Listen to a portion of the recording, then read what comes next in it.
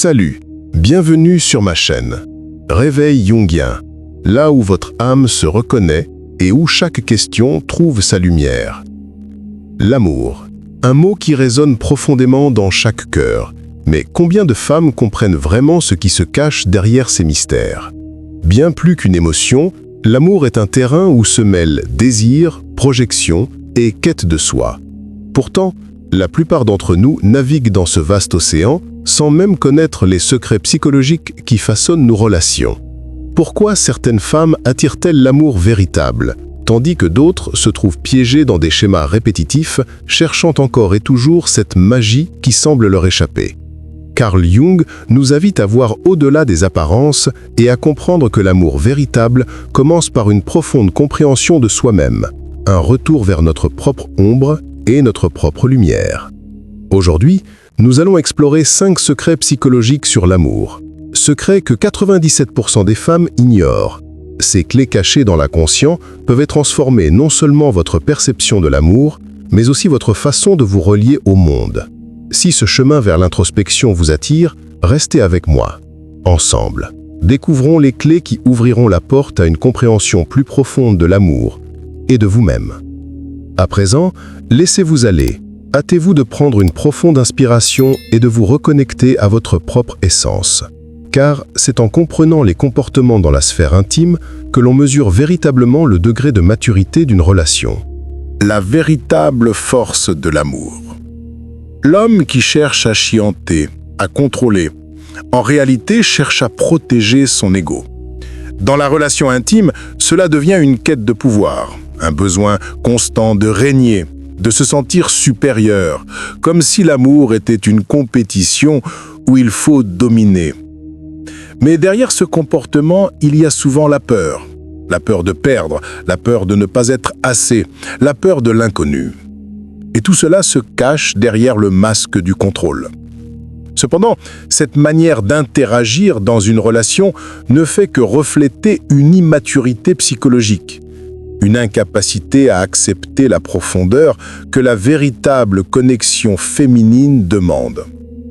Ce type de relation, dominée par la peur et la volonté de contrôler, est un reflet du fait qu'on ne s'autorise pas à être soi-même pleinement, qu'on se cache derrière des projections et des attentes.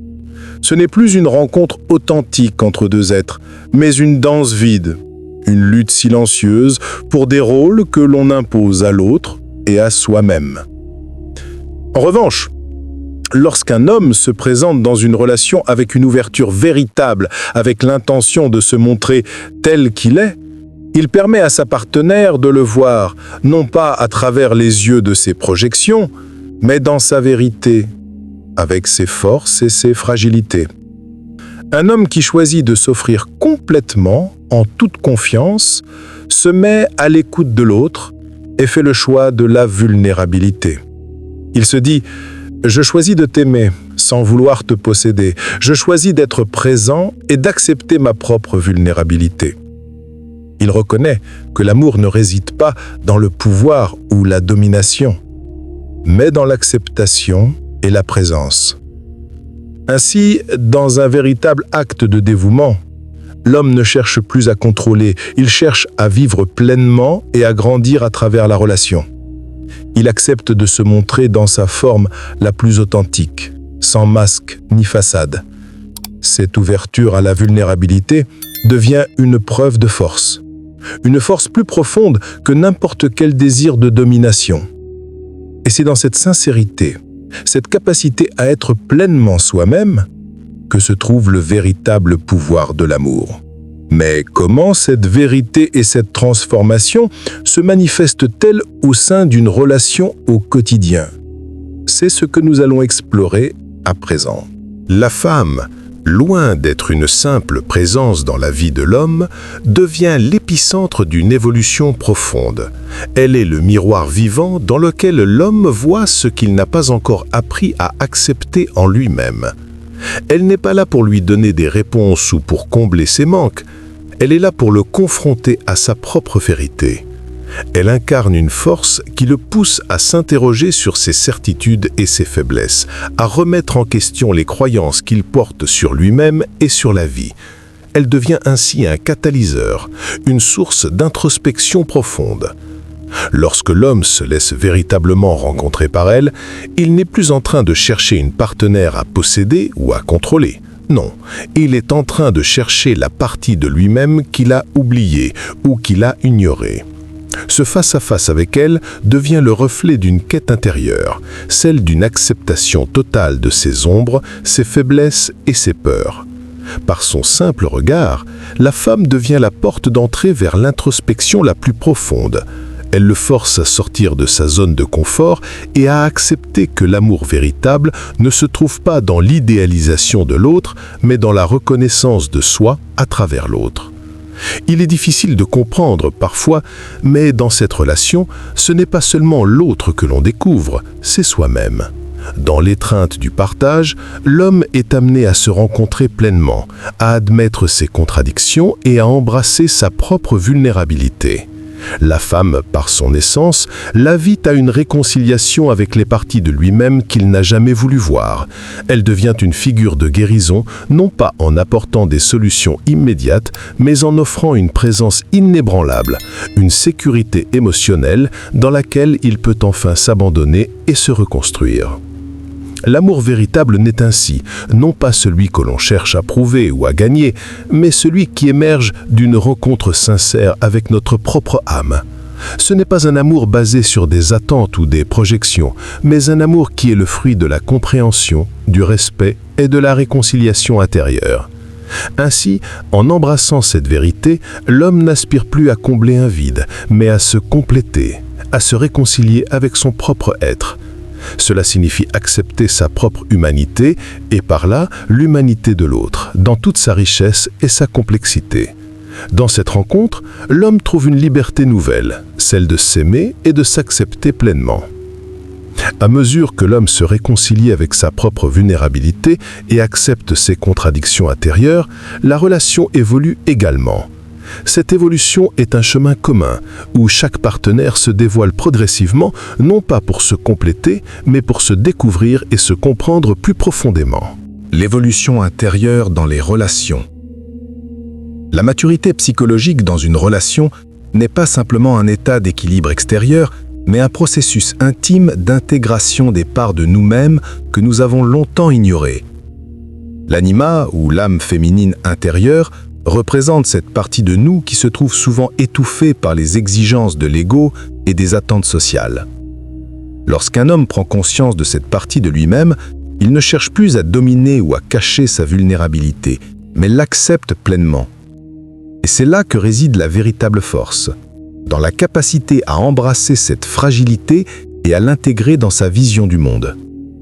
En acceptant ses émotions et sa sensibilité, l'homme devient plus stable, plus sûr de lui.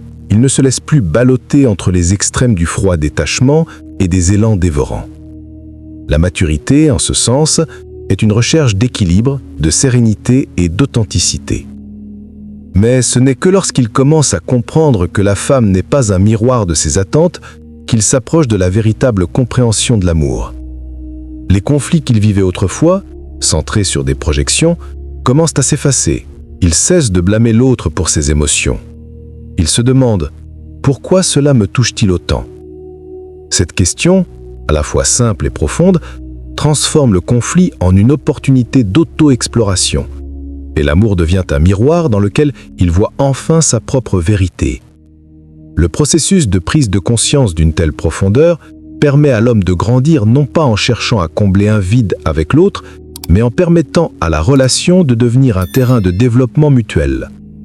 À ce stade, la relation ne repousse plus sur la dépendance, ni sur l'usure émotionnelle, mais devient un partenariat où chacun peut évoluer dans la liberté de son être. La stabilité émotionnelle de l'homme se fonde sur sa capacité à reconnaître et à exprimer ses sentiments, sans les fuir ni les ignorer. La vraie force réside dans cette prise de conscience intérieure, et c'est à partir de ce moment-là que la relation peut vraiment se transformer.